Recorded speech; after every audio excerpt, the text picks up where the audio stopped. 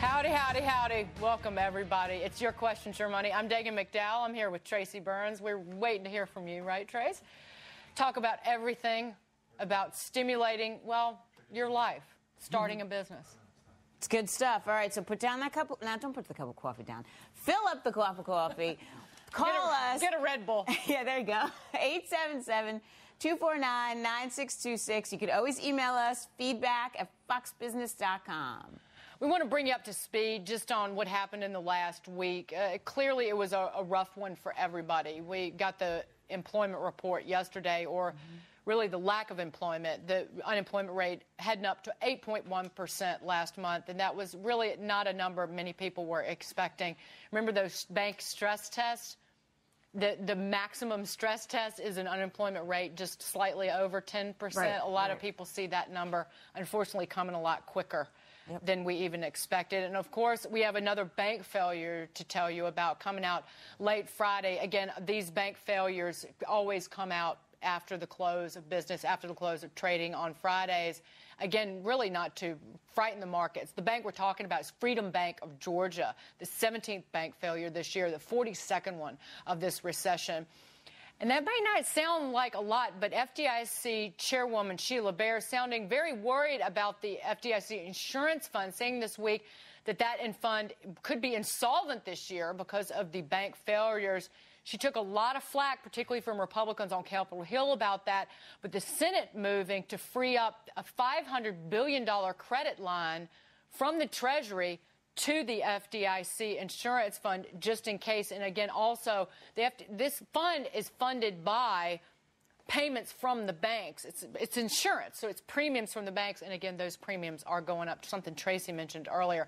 All this leading to, among other things, another, well, frankly, lousy week in the markets. The Dow down 435 points for the week, falling 6%. It was the fourth weekly loss in a row. Again, it's $6,500 a bottom. It depends on what happens in Washington. Spending plans, the housing, the foreclosure prevention plan, major priorities. Tracy, I listed all of it. I was just trying to come up with things that happened in the past week. I was just thinking this morning, and the list is long.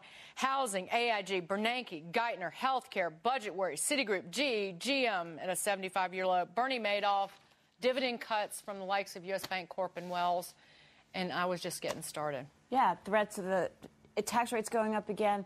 But you said it earlier, Citi, GE, GM, these stocks, you could get all three of them for under $10 now. Right. But this is about not just watching what's going on. This is about taking action, doing something for you, your family. It's about starting a business, running one, being inspired. And who better to inspire everybody is our next guest, featured entrepreneur this hour, Sean Askinosie. Started Askinosie Chocolates in Springfield, Missouri. An incredible success story because it shows that you can do anything after being a criminal defense attorney for 20 years. And he is now literally living the sweet life as the founder of Askinosie Chocolates. And also our panel, Dean Barber is still with us, of Barber Financial Management in Kansas. Dani Babb, of course, is here. She is the founder of the Babb Group, quite an entrepreneur herself. And John Rutledge, always fired up, chairman of Rutledge Capital, and he has been involved in anything. But we really want to kind of chat with Sean, Tracy, to start. Sean, for people who don't know you from being on Fox Business, just your story and just how business is these days, because we hear so much bad news. But how are things holding up for you? Well, I'll tell you what, if I could take October '08 and erase it from my books, things would be great. That's when things started to happen, not so good for us and everybody else in the world. But November was good, December was better, January was 40% up in sales over the previous year. February sales were up 40%. So for us, sales are really good. We had to make some tough decisions in the fourth quarter. But, we're just kind of one eye over the shoulder, just waiting to see what's coming next. But we're managing through this and increasing sales. And one of the ways we're doing that is by exporting our chocolate overseas. Just last week, we shipped 0.5 metric ton to the UK. Sean, we've been on Scoreboard together, and I have to say, the chocolate's divine. because you always send samples, which is one of the best parts about you being on, I got to tell you. All right, so but this is the part of your story that I love, how you went from this little, small chocolatier to now you are exporting overseas. How did you make that leap? Well, here's what happened. What I saw, and this was over a year ago, I saw a weak dollar, a strong euro, and I had friends in Scandinavia that were in the specialty food business, and we started talking, and they were buying our chocolate at a deep discount. And so that's how it started. And what I try to encourage other small business people to do is look into export. I think export is one of the ways out of this mess that we're in right now. And you don't have to have, tremendous sales or, a huge staff. Exporting is really not that hard. It sounds intimidating, but it's really not that hard. So we started in Sweden, now throughout Scandinavia, we're in Australia, we're in Singapore, we're in the UK, and we're continuing to look at other countries, and it really helps diversify our sales base. Sean, stay right there. It's 6 minutes after the hour, and we want to welcome our radio listeners on Sirius and XM. Thanks for joining us. I'm Dagan McDowell along with Tracy Burns. And if you have a question about starting your own small business or any business or managing the business you have, we want to hear from you. Email us at feedback@foxbusiness.com. Or, of course, you can always call us 877-249-9626. And the phones are lighting up with your questions. Who is on the phone? Edwin from California. Sean is here, John, Danny, and Dean. Edwin, go ahead. What do you want to know? Hey, how you doing? My name is Edwin Thompson. I just really had a question. I was laid off in 2007 and really been bouncing around trying to find my way.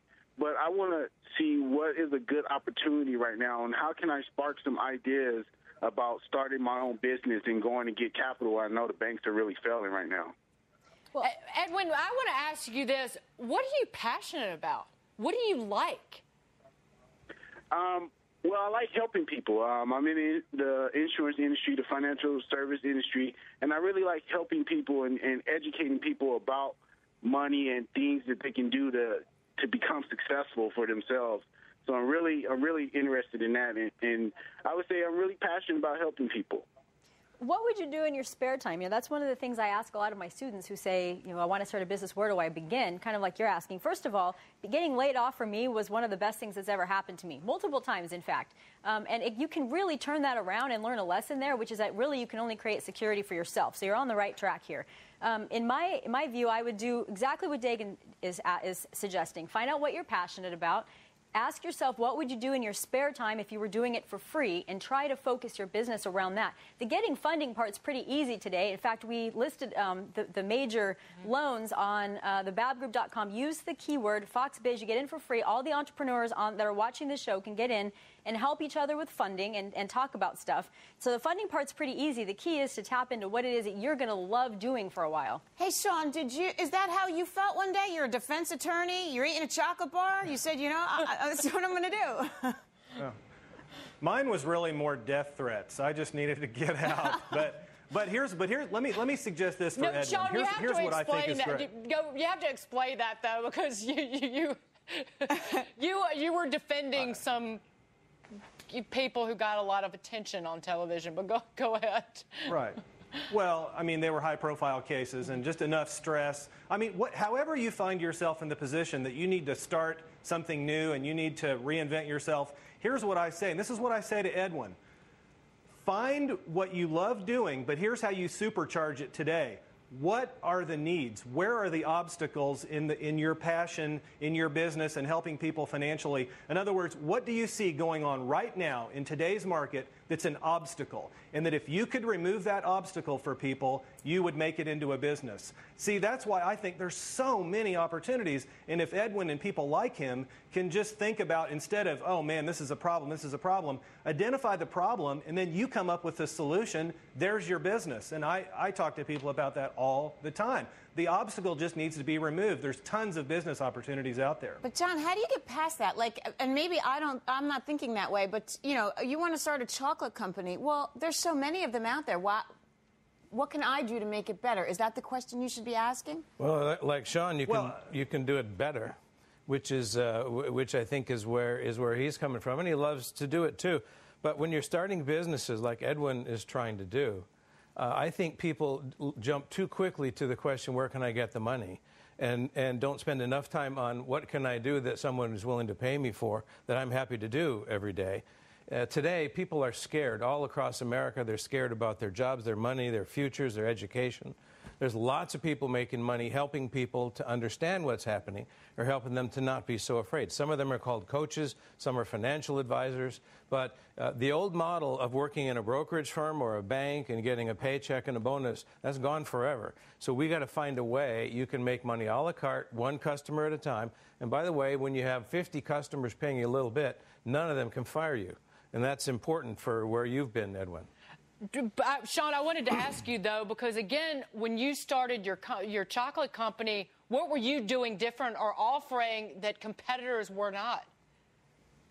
Well, we're a bean-to-bar chocolate factory, and when I started, there was only two others in the United States that literally started from the bean. And so I just saw that as a market opportunity that we could go and we could participate in that space, and I could go and meet with farmers and have fun doing that, and then connect the farmers and the consumers as closely as we can so they can enjoy the chocolate and know where it comes from. So that's really how it was born for me, but it took a long time. It took me 5 years to find this business. I mean, I looked at tons of different businesses, and I couldn't find anything that really inspired me, and I knew it would have something to do with food or maybe cupcakes. I just wasn't sure what it was going to be, and I landed on chocolate. But it's not easy, and I was making a lot of money as a lawyer, and right now I am not making a lot of money. And people say, do you miss the law? Right. And I really don't. I don't miss the courtroom. I miss the money a little bit right now, to be honest with you. Do you miss, again, because you're sacrificing to be on your own and do your own thing, but is that sacrifice worth it? I think the sacrifice is worth it because even though, hey, I have stresses in this chocolate business, I've had to let some people go. That's the biggest stress of my life. I have equipment that breaks down. That's stressful. The question is, do you love what you're doing? And I love what I'm doing. Even in the midst of this economy that we're in, I still love what I'm doing. And I'm glad to be away from the courtroom, and I couldn't be there anymore. It was just time to change. Well, kudos to you, Sean. All right, well, we're not done. The panel's not going anywhere. We have a full hour of your questions about your business, your potential business, the one you have now. It doesn't matter. Keep the calls coming. Keep the emails coming. 877-249-9626. Again, you know the number. Call us. We're fired up, and we're here for you on Fox Business.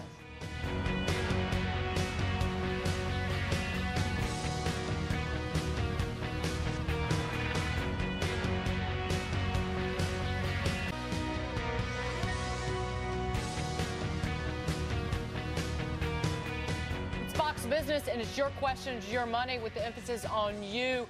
We're talking about starting a business, running one, anything you want to know about it. We have some incredible people here, people who run their own businesses, and that's who you want to talk to. Bruce is on the phone from California. Bruce, what do you want to know?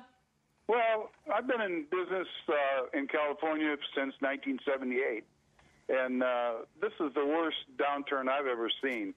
And I haven't, like last year, at the end of last year, yes, I had to tear up 20 checks that my payroll checks that I couldn't cash. You know, we've managed to pay the insurances and the rent and all this, but it's you know, we're trying to figure out what Obama has in store for us. It's just Bruce, we need to know what kind of business you run. A shower door business. I manufacture shower doors. Okay. Do you think, is this part of the problem that everyone is waiting to know what they're going to get?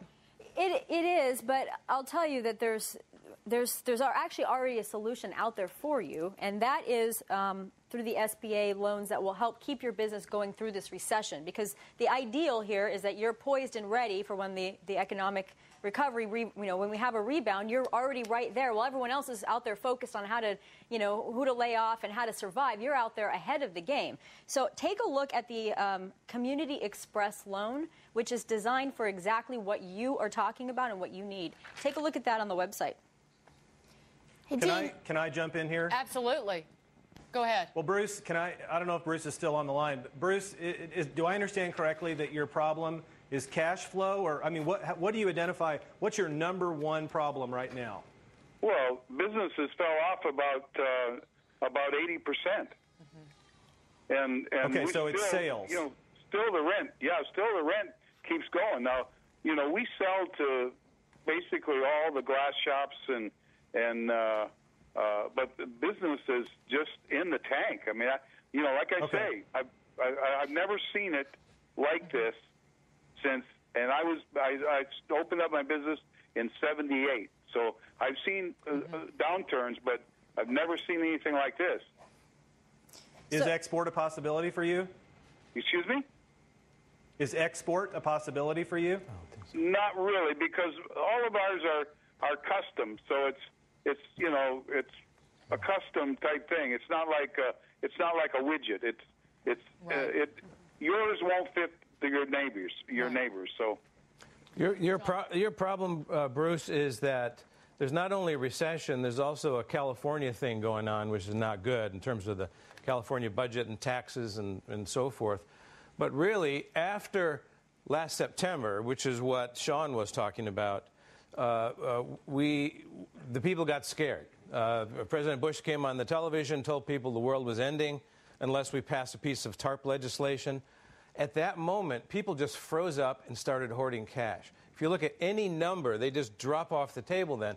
People, since last fall, have taken $75 billion out of their bank accounts to keep at home in coffee cans. That's how scared they are. So that part of the problem will go away when people exhale and unclench their buttocks. We just don't know exactly when that's going to be, but it won't be around.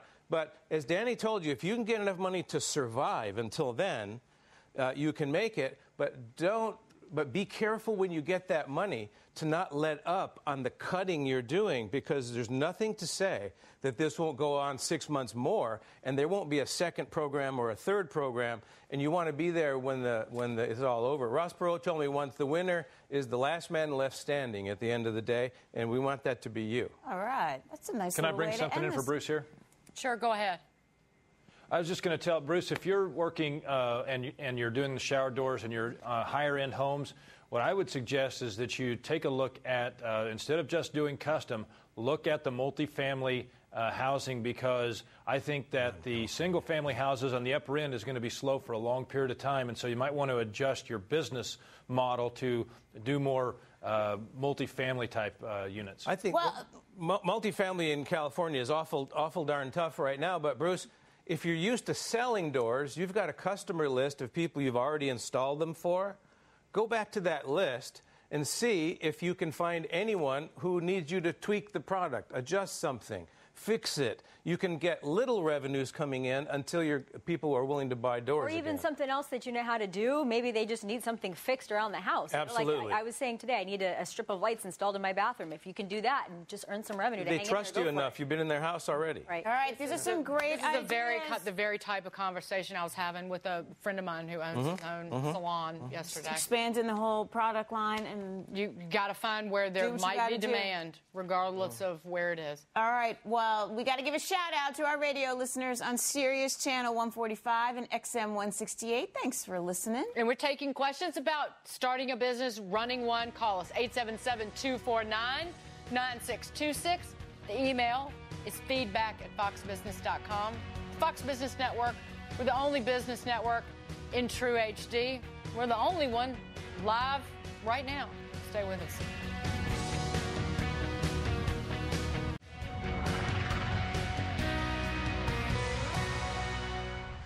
Hey, welcome back. This is Your Questions, Your Money. We are live on a Saturday, taking all your calls about just about anything you could think of. We have this amazing panel here focusing on business questions, small business, big business, starting one, coming up with great ideas. Christine from Nevada, what's your question? For someone that owns a small business, how much, I'm actually an employee, and how much is the taxes for the employer compared to how much the taxes, what am I supposed to pay as an employee, and what is my employer supposed to pay? Hey, Dean, maybe we want to throw this out to you. I guess it all depends on whether she reports the business on her personal tax return versus if she's incorporated herself. I'm not sure. The question is, are you actually a self-employed employee of your own company, or are you working for another small business? I'm working for another small business, and they have less than 3 employees, and I don't know what portion of tax, because the employer tax, the Medicare tax, all of those taxes, are they all solely on the employer, or am I responsible to pay a portion of those because it's under a certain amount of people? You're responsible for paying your own taxes, obviously federal, state taxes, and also your portion of the Social Security tax and the Medicare tax. The employer is responsible for their portion of the Social Security tax, which I believe is 6.2%. Across the board, no matter what state you live in? That's right. Yep. Okay, thank you very much. Because that's at your federal level, Christine. You have your state taxes to deal with as well. Not in Nevada. What did you say? Or Florida. We talked Zero about in that. We talked about that, John. And actually, I would have raised that issue. We were talking about which state should you live in, which has the most favorable taxes. If you're thinking about starting a business and you aren't tied down by family, should you move and do it in another state? Heck yeah, absolutely. If you live in California. If you live in California. Right. My 2 favorites are Florida, because it's where the boomers are moving, and Nevada, because they're making it really cheap to do business there. 6 states with 0 state income taxes. Okay. That's a good place to start. All right. Nevada makes it really easy. Florida makes it really easy. Texas works very hard. Talked about Washington doesn't help you too much. And, Don't ignore the Carolinas, though, Tennessee Tennessee's doing some things right now. Who said that, Dean? Don't come to Carolina. No, don't ignore the Carolinas. You've got great cost. You got great cost of living there. You've got economy that's doing well. You got people actually moving into the Carolinas and all across the Southeast. So I wouldn't make taxes my only decision. I'd look at what the cost of living is, of course. I would be really, really careful about moving away from friends or even extended family, and here's why. In my business, I don't think I would have made it through the 4th quarter but for friends of mine coming and help us package chocolate. They knew that we were having some difficulties, and I had friends, I had family, and people who just wanted to help. There are students that wanted to come help, college students, and I think if it wasn't for the fact that I'd lived here for the last 25 years, I would have been really alone if I would have just made a decision to go to the best state that, would have helped me tax-wise. I wouldn't have made it but for friends and family. Sean, that's an incredible point. Mary is on the phone from Arkansas. Mary, go ahead, ask your question. Okay. First of all, I want to mention that I am 70 years old. I own my own home. I don't have any debt. I have a little money in the bank, so I may be crazy to even think this. But I have always wanted to market a sauce that we call a pea sauce. We also use it on cream cheese with shrimp as maybe a dip. And my daughter is real concerned about her job right now, and I'm wondering about maybe doing this as a family. The next thing is that I don't know at all where to start. I don't know what type of equipment I would need to do this because I just do this on my stove at home. But every time I have ever made it and given any away to anyone, they always want the recipe. This is a la Mrs. Fields cookies. Mary, I love this. So don't hang up, Mary, because we're going to get everybody to respond to it. Okay, first of all, Mary, you're awesome. I think this is fantastic. Being 70 and owning your own home, it just puts you in a perfect position to have the time and the patience to make this thing awesome. So good for you. With regard to the family and bringing in the family, that's really your call. There's some of us here that are for that, some of us that are not so for that. So that's really depends on your family dynamic and so on. But in terms of getting started, you already have the equipment. You have your stove, and you can sell this thing. And your 2 hands, and you've got your family, and you can sell this thing on the internet. You could take it to the fairs. You could start to organically build a market for this thing until you can get it out there in a little bit more of a mass product. You have the secret ingredient. Secret ingredient you have, Mary, is you have a great owner already, which is you. You love doing it. You like doing it with your family. You got a great product. You can do it, as Dani says, in your kitchen. You can start small, find local guys to do it, pretty quickly you can network out to other guys to do it. And heck, yeah, I'll sell a case for it for you in China if you want. But I'll sell it on my website. Sean, you did this. So go tell Mary what to do. Well, okay, first thing, go buy a book called Kitchen to Market. And I believe it's by Stephen Hall. And it's about how to do step by step what you're talking about from your kitchen to the market. And some of the math has changed a little bit because of where we are right now. But you'll get an idea about how to price your sauce, how to market your sauce, and how to scale it up if that's what you want to do. So I recommend that book, number one. Number two, fine to do it in your kitchen, but I probably would want to check with the county health department because there's going to be some requirements about where you make this and how you sell it. And you don't want to run afoul of those folks because you're going to need them as you begin this business. I would call the county health department on Monday, ask them what you need to make your sauce. Here's another thing I would do. I would find someone in your community or maybe in your state that you think is a non-competitive type sauce or who makes a barbecue sauce that's nothing like what your sauce will be. Somebody that you respect. I would call them, I'd talk to the owner, and I'd say, ma'am or sir, can I please come and visit with you for 3 hours and ask you 100 questions? And I would offer to pay them.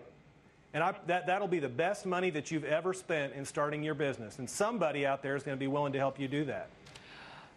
Sean, thank you, but Mary, good for you. Go for it. Well, I have a question. Oh. I don't mind doing this in my kitchen, but like the pot that I use, I might make 5 pints of this. Mm-hmm. Well, how do I start getting 5 pints out to someone?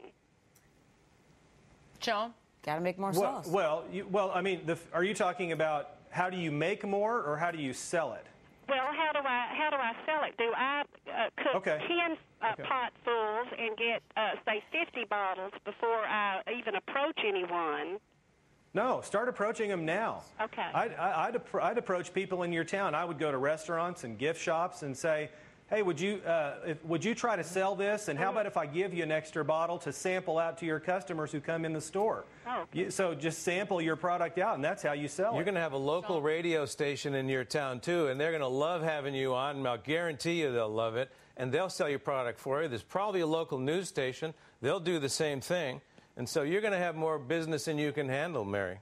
Very encouraging. Thank you so much. And thank you, Mary. All right, everybody, keep those calls coming. 877-249-9626. We're going to be right back.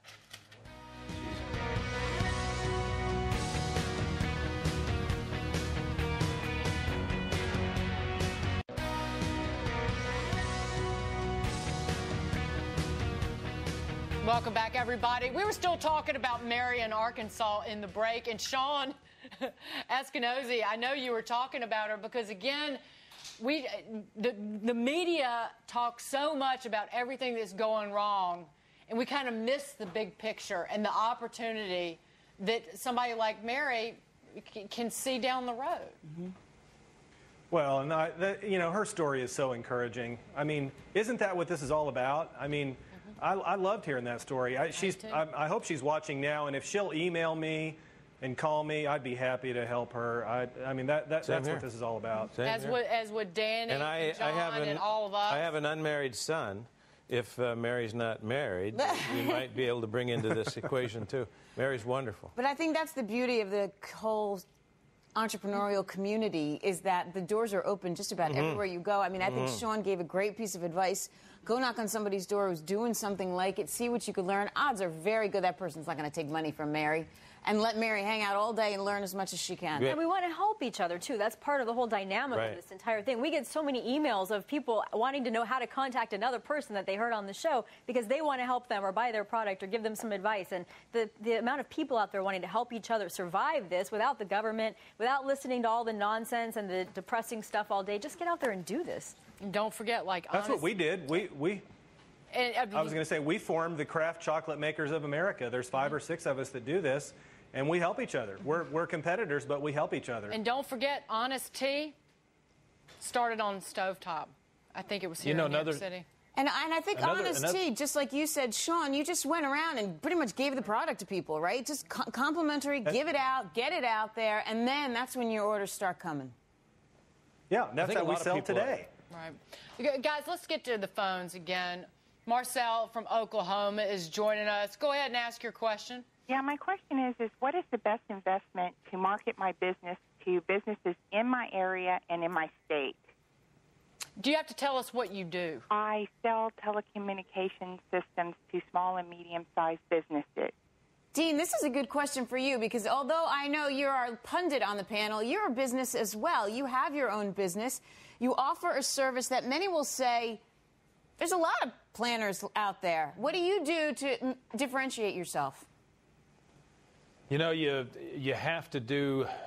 I think that there's a great book, and I would go get it. It's called Good to Great, and it talks about how to take a normal business, any good business, and make it a great business. And you have to identify three things. Number one, you have to identify your passion, and if you're truly passionate about what you're doing, that's going to work. But then you have to identify what drives your economic engine and really dig into detail there, and then drive into what you can do in your industry that's better than anybody else or what's going to set you apart. Identify those three things. You will answer your own question as to what really needs to be done in order to market your business. There are a lot of companies out there today that can help you in marketing your business, but I would say that you need to be careful and you need to interview several of those people. They'll all have great ideas for you. Don't be afraid to pay a little bit for somebody to coach you there as well. Dani, can't you do it for free, though? You can do it for free. You can do it on the internet, and that's what I recommend doing. Here's one potential obstacle that I think you should give some thought to overcome, and that is that actually two. Telecommunications is a bit of a commodity unless you have a differentiator. So you want to figure out what it is that makes you different. And I'm sure there's something, so make sure that you're focusing on that when you're marketing. The second thing is that people are not in companies, small businesses are not investing as much in telecommunications today than they were a couple of years ago. That doesn't have to be a negative thing for you. What you have to do is find out how best to do the marketing component cheaply. I do that by going, and I also, like you, sell tech services to small, medium businesses. It's one of the companies that I own. And we do this by doing mass marketing that's extremely cheap, using a site called Vistaprint that automatically sends to everyone in the state within a certain class. So that's one site to check out. The other thing is to go to blogs and forums and offer really specific advice for people in your community, in your area, or start your own, where you can answer questions and become a resource so people actually want to buy from you as opposed to, say, John.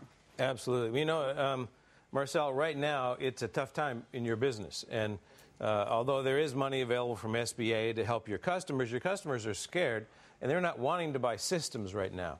But you've got an installed base of customers, and you've got people in your town that are having issues with their telecommunications, which are important for their marketing. So I think right now the issue is survival until the market comes back.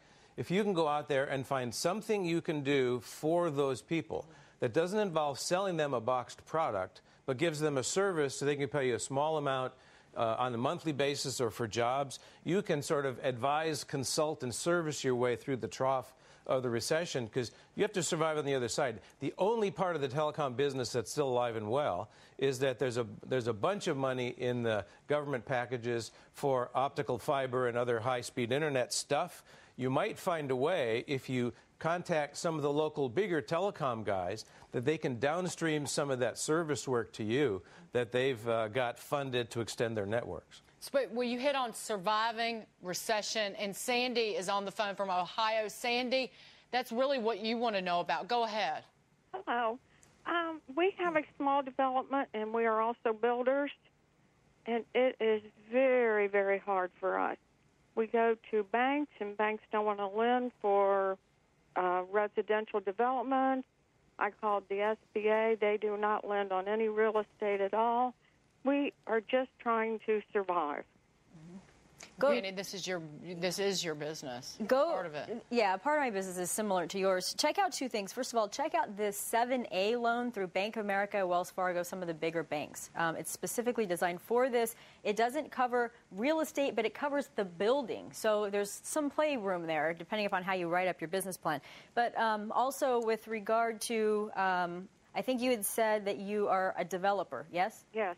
Yeah, you're obviously going to run up against demand, which is a really big problem, and the supply that's out there and other people getting loans. So I think that the key is just going to be surviving and figuring out what you can sell that's maintenance to the existing people you've already built homes for. I'll give you an example. I have a builder out in Mojave Valley, Arizona, that has built several homes for my business that I'm hanging on to resell later and renting out in the meantime. He's been emailing me and saying, you know, your home's now 3 years old. It needs the following 15 things done. I'll charge you $2,000 to go out there and take care of those things because his business is hurting just like yours. I'm paying the $2,000 proactive preventative maintenance, and my tenants are happy, and he's getting some business out of it. They used to call that gleaning, but it's basically picking up the crumbs under an elephant. And those crumbs are what are going to keep you alive between now and when this thing comes back to life again. Survival is the only thing you got to worry about, Sandy, and I know it's a daily battle. But we talked about this earlier with the gentleman with the shower doors. Expand your horizons, expand your business, expand your product line, basically. Absolutely, and find other things you can do for people that don't involve them buying something. People don't want to buy stuff now, but they are willing to do the things they have to do to survive. So if you can sell little bits of service to people along the way, you can survive. For example, all these houses that Sandy's been involved in building before, a large chunk of them are probably now in foreclosure and being marketed by banks. Some of them need to be staged. Some of them need to have their yards fixed up so they can be sold. But there are various things you can do with people you already know in the business. Indeed. But they're going to be service things, not product sale things. All right. Tons of great advice. If you have to run out, please keep listening because there's good advice all over the place here on the radio, Sirius Channel 145 and XM 168. We're back straight ahead with more of your questions. Just stay right there.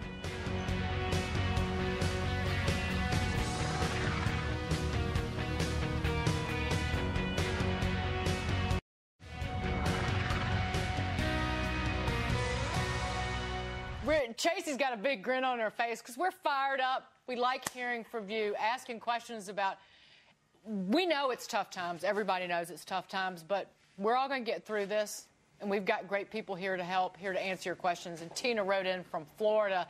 I have an opportunity to purchase a small business that is well established. I've never owned my own business and don't really know where to start. I'm meeting with the owner next week to discuss the situation. What questions should I ask, and what should I be looking for? Sean, fill her in.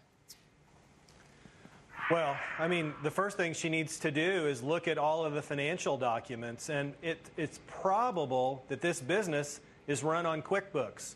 So many little businesses across this, and medium-sized businesses across the country use QuickBooks Pro, QuickBooks, some kind of software. I'd ask to look at that. I'd ask for a copy of those files, and I would take those back and I'd go over them with my CPA. I'd get a friend that is really business savvy. That's what I've done here. People who know more than I do, I take those numbers and I would talk about them with other people who know more than I do.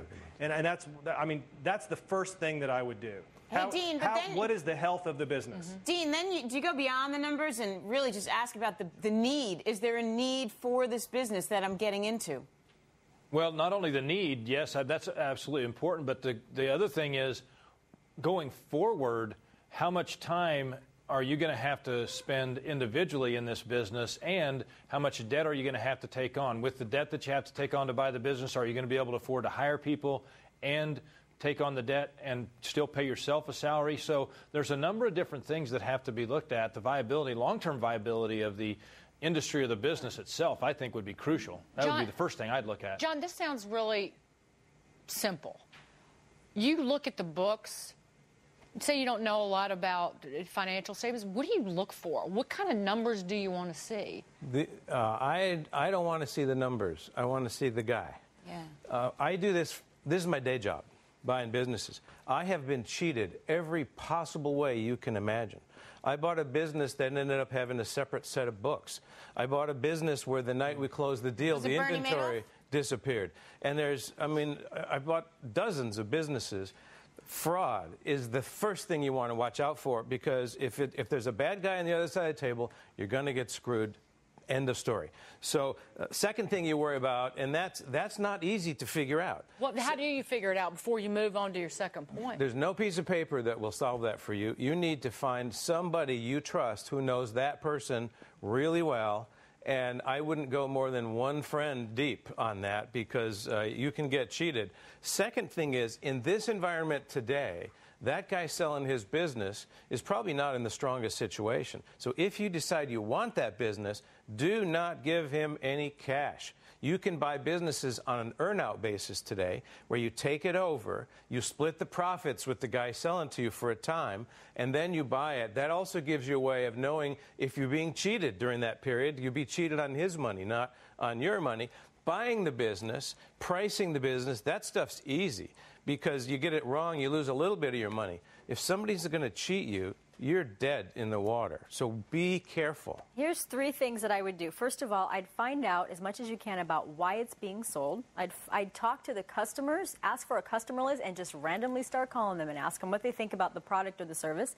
And then I would become a spy. I would have your friends and your family go in there and actually try to buy something, product or service, from this business and find out what their experience has been, which will get you a sense of how it's being perceived in the marketplace.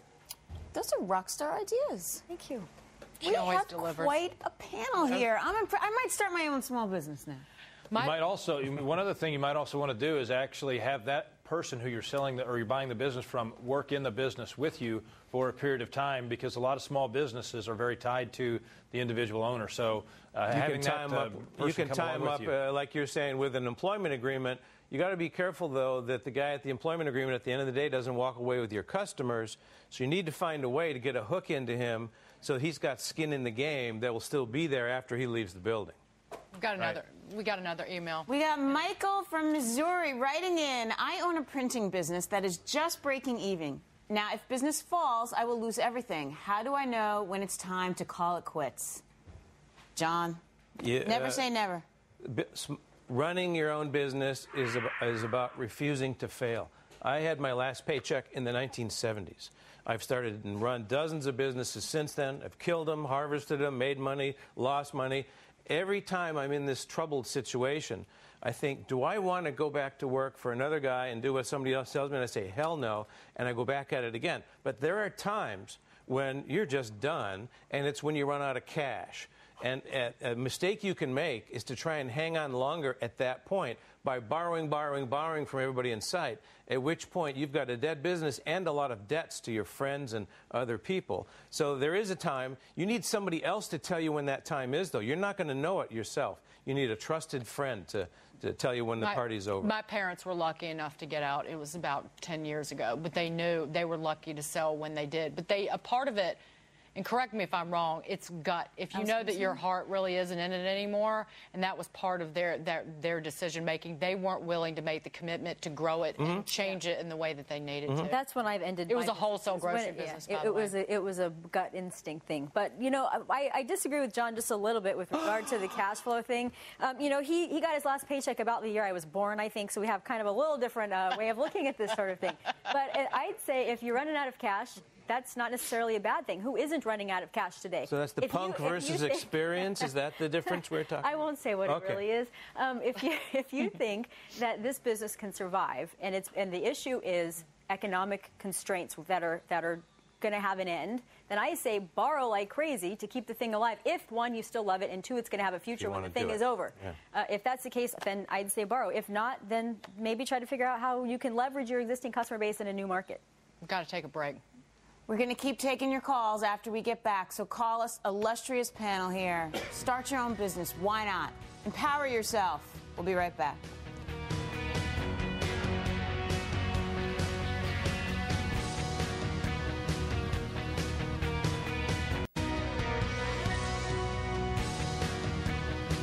Welcome back. Happy Saturday. We're almost done, so email, call, get your questions in as soon as possible. We only have a couple minutes. Kurt, you're on the phone from Colorado. Yes, how are you? Good. What's your question? Thank you for taking my call. Well, my question is I've been an entrepreneur all my life. I just closed down my car lot, and I'm ready to start over again. I haven't given up hope.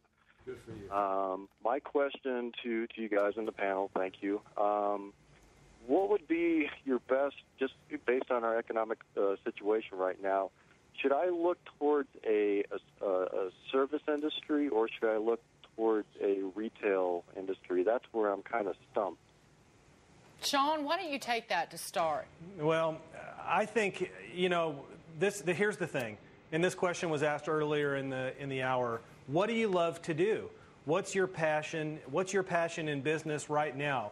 When you know, are alone, when you're driving in your car and you're thinking, what is it that you think is next? You know, what do you just love doing?